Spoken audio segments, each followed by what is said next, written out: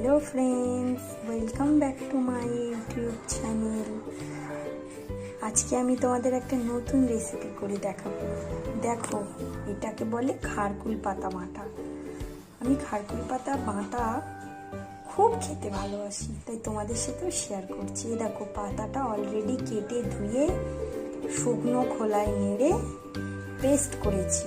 এইবার দেখাচ্ছি বাদবাকি প্রসিডিউরটা। চলো দেখো বন্ধুরা, এখানে কড়া গরম হয়ে গেছে অলরেডি। এবার আমি তেল দিয়ে দিচ্ছি। এই যে আমি অলরেডি তেলটা দিয়ে দিয়েছি, তেল গরম হয়ে গেছে।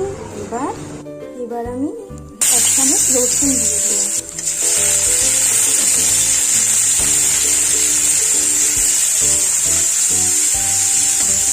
এই যে রসুনটা একটু ভাজা ভাজা হয়েছে, এবার আমি পাতা বাটাটা দিয়ে দিচ্ছি। দিয়ে দিয়েছি, এবার আমি একটু ভালো করে নেড়ে নেব।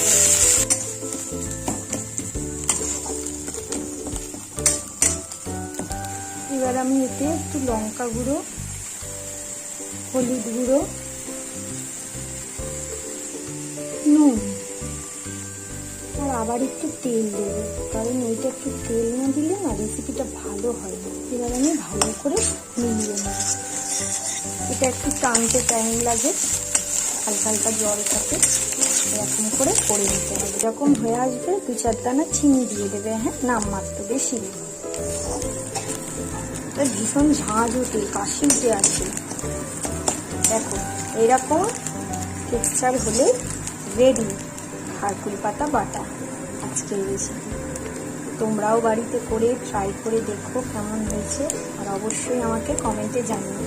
আজকের মতো টাটা, বাই বাই।